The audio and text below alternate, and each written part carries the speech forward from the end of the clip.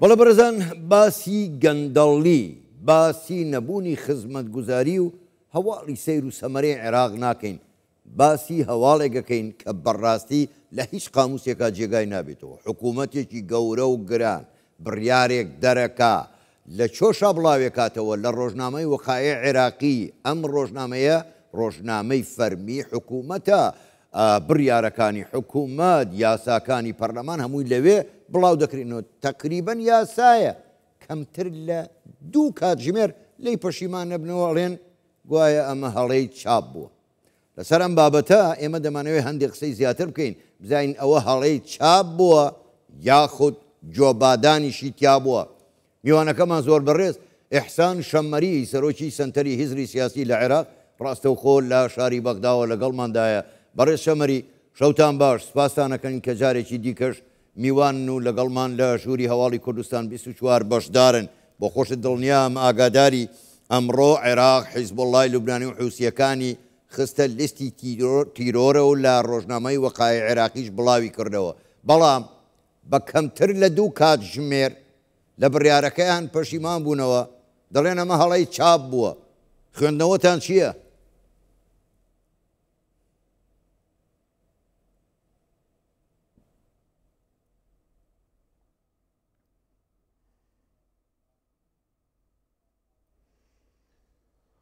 شكرا لكم على زۆر سپاس بۆ میوانداریکردنم. وەک دیارە حکوومەتی عێراق پێی وابووە دەرکردنی ئەم بڕیارە لە ڕێگەی لیژنەی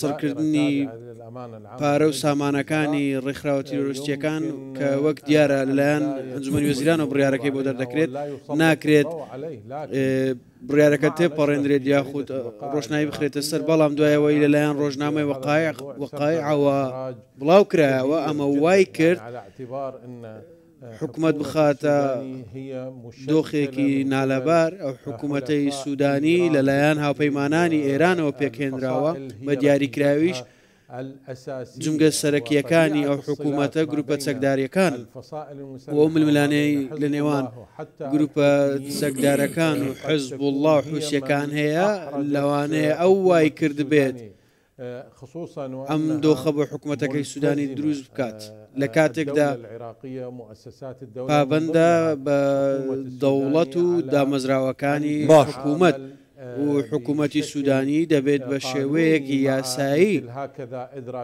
ئەو بە شێوەیەکی یاسایی لەگەڵ بڕیارانە مامەڵە بکات. لە بڕایدام هەڵەیەکی هونەری نییە، بەڵام لە ژێر سروشتی ئەو فشارانی کە بەشێک لە هێزە ناوخۆییەکان بەسەریان خستەوە بە دیاریکراویش هێزی دەرەکیش زۆر باش وای کردووە حکوومەت بڵێت ئەمە هەڵەیەکی هونەری بۆ لیژنەیەکی بۆ پێکهێناوە. باشە کەواتە بەڕێز شەممەری، ینی بەڕای ئێوە زۆر ڕاشکاوانش لە عێراقدا شتێک نییە ناوی حکوومەت بێ، ئەوەی عێراق بەڕێوە بات و حکوومەت بەڕێوە با میلیشا چەکدارەکانە وا نییە؟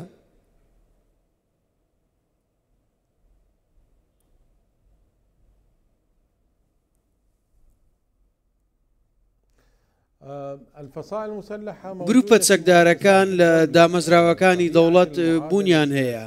سروشتی هاوکێشە سیاسیەکەی کە ساڵی 2023 پێکهێنرا و دواتر هاتنە نێو حکوومەتی عێراق و دەستیان گەیشت بە پۆستی باڵا لە نێو دەوڵەتی عێراق.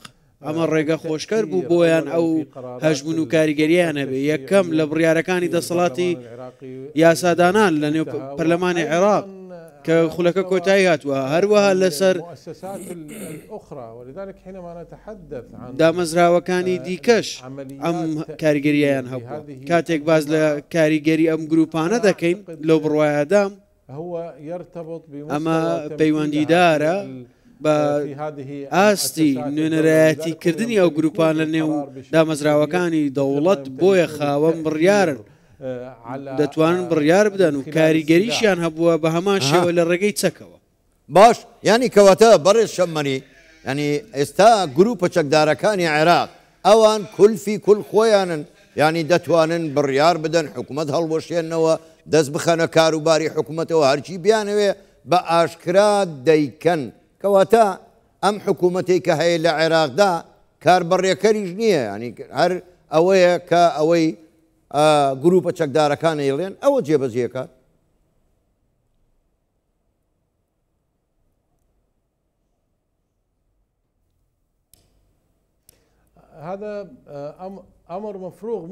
ئەمە بابەتێکە لە تێڕوانینی منەوە واقع ئەمە باسی واقعەکی سیاسی دەکەین.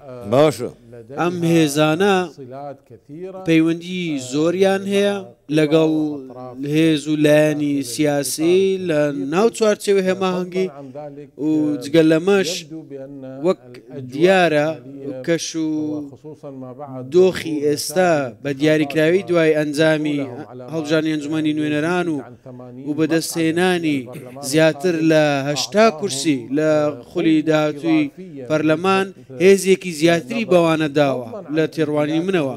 جگە لەمەش ئامرازی دیکەیان هەیە باش بۆ نمونە سروشتی هاوپەیمانەتەکەیان لەگەڵ ئێران حزبوڵڵا و حوسیەکانیش ئەمە هێزێکی زۆریانی پێداوە بە تێڕوانینی من و بۆیە ئاستی کاریگەری ئەم گروپانە لە پەرەسەندندایە و پاشەکشەی حکوومەتی عێراق ئەنجامی قورسایی نوێنەرایەتی ئەو قەوارانەیە کە قەوارەی چەکدارین.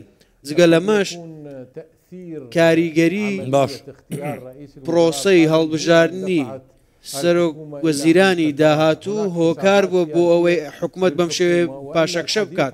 بۆیە لێکدانەوەی سیاسی هەیە بۆ ئەم حکوومەتە. باش هەڵی تەکنیکیش بڕوای من باوەڕ پێکراو نییە.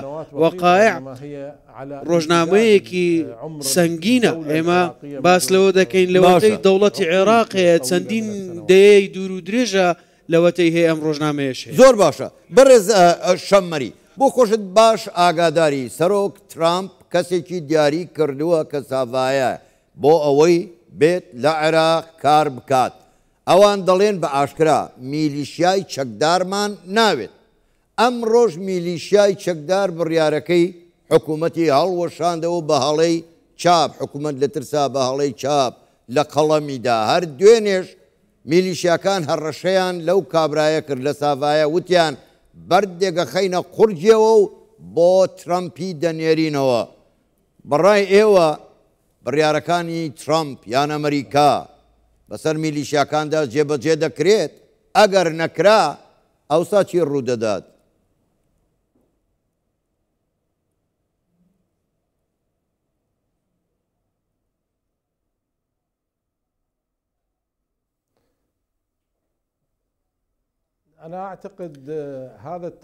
لە بڕوایەدام ئەم پاشەکشەی حکوومەت لە بابەتی حسنە لیستی تیرۆری حزبوڵڵا و حوسیەکان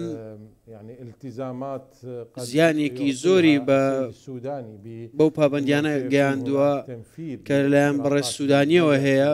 بۆ نمونە یەکێک لە بابەتەکان چەکداماڵینی گروپە میلیشیاییەکانە و تەنانەت پچڕاندنی ئەو پەیوەندیەی لەگەڵ ئێران هەیە. تەنانەت ئیدارەی بەڕێز ترامپ و نێردەکەی هەموو چاودێری ئەم پاشەکشەیە دەکەن بەرامبەر بەو فشاری ئێرانێ و ئەو فشارانی کە لەلایەن گروپە چەکدارەکانیشەوە هەیە.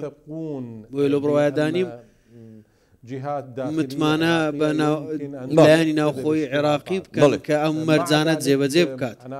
لەگەڵ ئەمەشدا لۆ بڕوایەدام ئاڵنگاری ویلایەتە یەکگرتووەکانی ئەمریکا نوێ دەکرێتەوە لەلایەنە گروپە ناوخۆییانە و لۆ بڕوایەدام لێکەوتەی گەورەی دەبێت وەک پرۆسەی سەپانی سزا بەسەر کەسایەتی قەوارە تەنانەت دامەزراوە لەوانەیە دامەزراوەی فەرمیش بگرێت.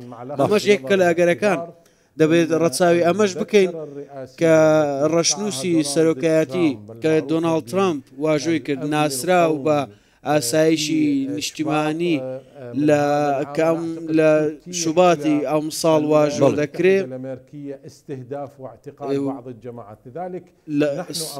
ساڵی ئایندە واژۆ دەکرێت لەوانەیە چەند گروپێک بە ئامانج بگرێت و سزای بسەپێنرێت. لەو بڕوایەدام قەیرانە ڕاستەقینەکە ئێستا لە عێراق دەستی پێ کردووە. زۆر باشە. زۆر بەڕێز ئیحسان شەمەری سەرۆکی سەنتەری هێزری سیاسی لە عێراق ڕاستەوخۆ لە شاری بەغداوە لەگەڵمان بووی. لەلێک سوپاس بۆ بەشداریکردنتان لەگەڵمان. شەوتان باش.